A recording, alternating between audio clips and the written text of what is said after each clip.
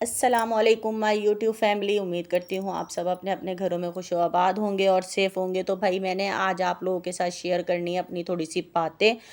मैंने यहाँ पर बेक हाउस से मंगवाई थी ट्रे स्विस रोल के लिए, और स्विस रोल के लिए मुझे मेजरमेंट का पता नहीं लगा कि कितने इंचज़ कितने फुट में कितनी बड़ी ट्रे आएगी। तो मैंने बेक हाउस पर ऑर्डर किया और ये ट्रे मंगवा दी।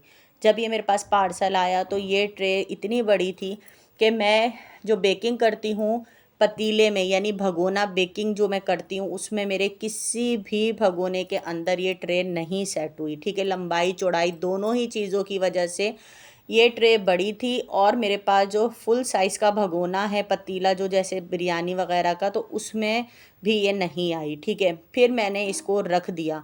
रखने के बाद काफ़ी दिन बाद, मतलब मैंने इसको रख दिया कि भाई ये वाली जो ट्रे है अब मेरे किसी काम की नहीं है और इसको एक तरफ रख देते हैं। मैंने कहा अब पैसे तो हो गए मेरे ज़ाया, अब मैं क्या करूं। फिर मैंने इसको ये सोच के रख दिया कि चलो कभी ना कभी तो काम आ ही जाएगी। फिर इत्तेफाक से मेरे जहन में आया कि मैं इस ट्रे का यूज़ किस तरह से करूं, कैसे इस्तेमाल करूं। मैंने फिर एक दिन सोचा कि मैं इस ट्रे को किस तरह से इस्तेमाल करती हूँ, आपको आगे चलकर बताती हूँ। यहाँ पर ये जो निशान देख रहे हैं, ये मैंने कैरी काट के, अम्बियाँ काट के सुखाई थी इसके अंदर, तो उसके ये निशान हैं। वैसे ये मेरी बिल्कुल फ़्रेश ट्रे है, लेकिन मैंने इसको इस्तेमाल किस तरह से करा वो मैं आपको बताती हूँ।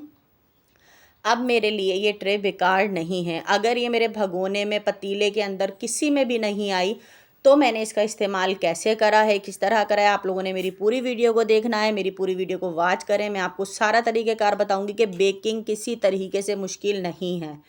ठीक है, अगर आप लोगों को शौक़ है तो आप लोग बेकिंग हर तरीके से कर सकते हैं, without oven, without beater.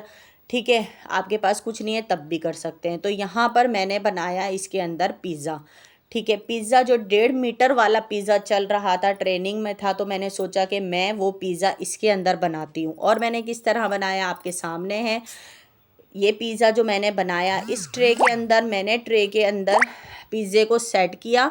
Set करने के बाद मैंने तवा रखा, तवे को करा प्री हीट, और उसके ऊपर मैंने ये ट्रे रखी। ट्रे रखने के बाद मैंने 2 ढकने और इस तरह से ट्रे जो थी वो ढकी। ठीक है, ये सब ढकने के बाद मैंने इसको कर दिया बेकिंग के लिए रेडी। ठीक है, ये बेक हो रहा था तवे के ऊपर। तो आप देखें, कुछ भी मुश्किल नहीं है। आप लोगों की ज़िंदगी अगर आप ख़ुद चाहेंगे कि आसान करनी है तो वो किस तरह से करनी है। मैंने यहाँ पर तकरीबन 30 से 35-40 मिनट लगाए बेकिंग के पिज़्ज़ा ट्रे में। इसमें स्विस रोल की ट्रे में पिज़्ज़ा मैंने फैलाया, इसको सारा डेकोरेट किया, पिज़्ज़े को असेंबल किया और मैंने बेकिंग के लिए रख दिया। आपके सामने है कि मेरा यहाँ पर जो पिज़्ज़ा है बहुत मज़ेदार सा यहाँ पर बेक हुआ। तो मैंने तो ख़ुद भी नहीं सोचा था कि इतना मज़ेदार, इतना अच्छा हमारा ये पिज़्ज़ा बन जाएगा। आप यकीन करें कि मैं ख़ुद इतना खुश हुई और मैंने अल्लाह का लाख लाख शुक्र अदा करा कि या अल्लाह तेरा शुक्र है कि तूने हमें ऐसा दिमाग दिया, ऐसे आइडियाज़ अल्लाह ताला ने हमारे दिमाग में डाले कि कुछ भी मुश्किल नहीं है। अगर आप लोग अच्छा सोचेंगे, अच्छा करना चाहेंगे तो वो अल्हम्दुलिल्लाह अच्छा भी होगा। तो मैंने यहाँ पर 1 किलो मैदा लिया, 1 किलो मैदा गूंदा, उसकी डो बनाई, पिज़्ज़ा डो, और पिज़्ज़ा डो बना के रखी। एक मैंने बनाया अपनी जो पिज़्ज़ा ट्रे है उसके अंदर, ठीक है, फुल साइज़ का। बाकी मैंने बनाया ये स्विस रोल वाली ट्रे में।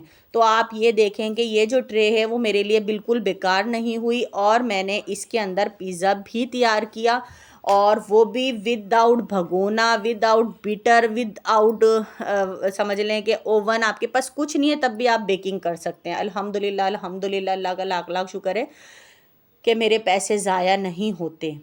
मैं जो चीज़ मंगा लूँ, थोड़ी सी मैं सैड हो गई थी कि नहीं, पता नहीं अब ये मेरे काम आएगी नहीं आएगी। लेकिन फिर जब मैंने सोचा कि चलें सिदरा, हम इसका एक आइडिया करते हैं, तो सिदरा कह लगी चलें मम्मा ठीक है। फिर मैंने इसमें पिज़्ज़ा बेक किया। आप अल्हम्दुलिल्लाह, अल्हम्दुलिल्लाह देख सकते हैं कि इतना मज़ेदार ये पिज़्ज़ा तैयार हुआ। और सबसे बड़ी बात कि मैं जितनी खुश थी, मुझसे ज़्यादा मेरे बच्चे खुश थे कि मम्मा ने इतना बड़ा पिज़्ज़ा तैयार कर लिया।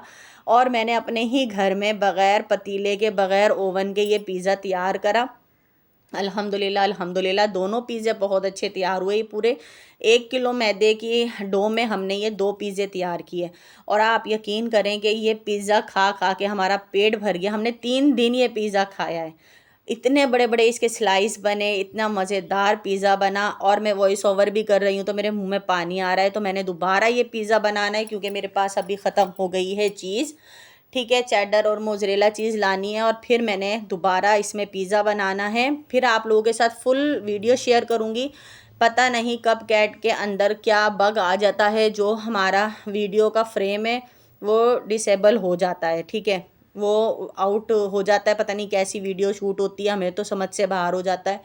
तो लेकिन ये है कि मैंने फिर भी आप लोगों के लिए वीडियो बनाई, इतनी गर्मी में, इतनी शदीद गर्मी में, और आप लोगों के साथ शेयर करी कि आप लोग देखें कि बेकिंग किसी तरीके से मुश्किल नहीं है। लोग बहुत ज़्यादा इसको मुश्किल कर देते हैं, लेकिन बिल्कुल मुश्किल नहीं है। आप लोग हर तरीके से बेकिंग कर सकते हैं। आप लोगों के पास कुछ भी नहीं है तब भी आप बेक कर सकते हैं। और फिर आप ये देखें कि हमारे लिए हर चीज़ इतनी आसान हो जाती है कि अगर हम दिमाग से सोचें, अल्लाह ताला हमें कोई आइडिया दे तो वो बहुत अच्छे तरीके से हमारे साथ हम उसको इस्तेमाल कर सकते हैं हर चीज़ को। तो यहाँ पर हमने पिज़्ज़ा एंजॉय किया, बहुत मज़ा आया, बहुत खुशी हुई।